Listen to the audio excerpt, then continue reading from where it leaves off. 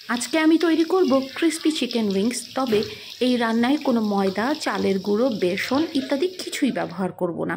চলুন রেসিপিটা শুরু করে ফেলি। আমি প্রথমেই দিয়ে দিচ্ছি আদা, রসুন এবং কাঁচামরিচের বাটা।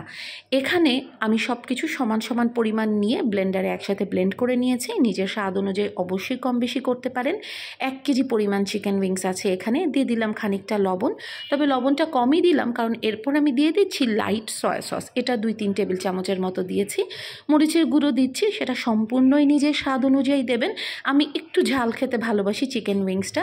দিয়ে দিচ্ছি 1 চা চামচ ভাজা জিরের গুঁড়ো, কারণ এই চিকেন উইংসে থাকবে আমাদের দেশি মশলার টুইস্ট।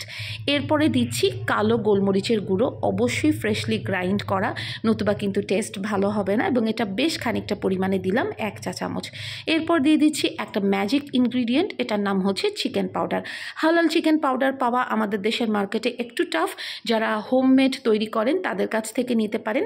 আমার প্রতিষ্ঠান মিট মনস্টারেও এটা তৈরি হয়। এই চিকেন পাউডার হচ্ছে আসলে এক রকমের সিজনিং পাউডার, যেটা নানান রকম সবজি রান্না, ফাস্টফুড রান্না, চাইনিজ রান্না, স্যুপ রান্নাতে ব্যবহার করা হয়। এমনকি চিকেন পাউডার পানি দিয়ে গুলিয়ে চুলায় বসিয়ে দিলে একটু কর্নফ্লাওয়ার আর ডিম দিয়ে নামিয়ে নিলেই পারফেক্ট কর্ন স্যুপ হয়ে যায়। এই চিকেন পাউডারটাতে যথেষ্ট পরিমাণে লবণ থাকে, সাথে আরও থাকে গার্লিক পাউডার, অনিয়ন পাউডার, কিছু স্পাইসেস এবং সামান্য একটু চিনিও। যাই হোক, সব কিছু দিয়ে মিশিয়ে আমি চুলায় বসিয়ে দিলাম। কোনো পানি দিব না, ঢাকনা দিয়ে সেদ্ধ করে নিব মিনিট 10-এর মতো। একটুখানি পানি রয়ে গেলে কোনো সমস্যা নেই, বরং এটা আমাদের পরবর্তীতে ব্যাটার তৈরি করতে হেল্প করবে। চিকেন উইংসটাকে খুব ভালোভাবে ঠান্ডা করে রুম টেম্পারেচারে এনে নিয়েছি। এরপর এখানে আমি দিয়ে দিচ্ছি 2টো ডিম। ডিমটা দিতেই হবে, তবে চাইলে অ্যাভয়েড করতে পারেন, কিন্তু ডিম দিলে আসলে টেস্ট বহুগুণে বেড়ে যাবে। আরও খানিকটা ফ্রেশলি গ্রাইন্ড করা কালো গোলমরিচের গুঁড়ো দিয়ে দিচ্ছি।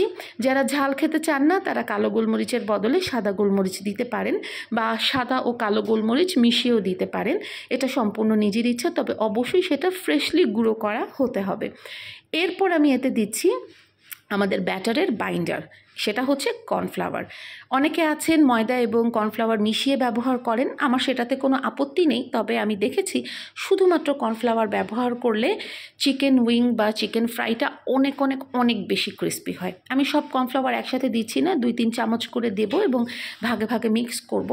আমার এখানে অনেকখানি চিকেন উইংস, লবণটা একটু কম হয়েছে, তাই আমি আরেকটু সয়া সস এবং আরেকটু চিকেন পাউডার অ্যাড করেছি, যেহেতু কর্নফ্লাওয়ার অ্যাড করব। কর্নফ্লাওয়ারটার একটা সুবিধাটা হচ্ছে এটা খুব পাতলা করে মাখালেও মানে ক্রিস্পিটা খুব পারফেক্ট হয়।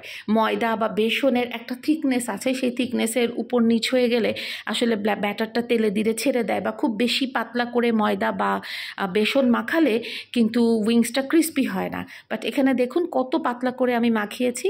1 কেজি চিকেন উইংসের জন্য আমার 1.25 কাপের মতো কর্নফ্লাওয়ার লেগেছে, এবং কর্নফ্লাওয়ারের লেয়ারটা খুব পাতলা হওয়ার পরেও দেখবেন যে চিকেন ফ্রাইটা খুবই ক্রিস্পি হবে এবং একটু হেভি মনে হবে না খাওয়ার পর। একদম ফ্রেশ পরিষ্কার তেল মিডিয়াম হাই হিটে গরম করে চিকেন উইংসগুলো আমি দিয়ে দিচ্ছি। কর্নফ্লাওয়ারের সবচেয়ে বড় সুবিধা হচ্ছে এটা সহজে লাল হয় না। বেসন বা ময়দা কিন্তু সহজেই লাল হয়ে যায় বা পুড়ে যায়, কর্নফ্লাওয়ার কিন্তু লাল হতে অনেকটা সময় নেয়। সুতরাং একদম উইংসের ভেতর পর্যন্ত সফট এবং জুসি হয়ে যাবে, বাইরে গোল্ডেন ক্রাঞ্চি হবে, কিন্তু পুড়বে না জিনিসটা। এটাই হচ্ছে কর্নফ্লাওয়ারের ম্যাজিক। ভাজতে সময় লাগবে 8 থেকে 10 মিনিটের মতো, এবং ডুবো তেলে ভাজতে হবে অবশ্যই, তবে চাইলে এয়ার ফ্রায়ারও ফ্রাই করে নিতে পারেন। তারপর আর কি, আজ এখানেই বিদায় নিচ্ছি। সবাই অনেক অনেক ভালো থাকুন। আল্লাহ হাফেজ।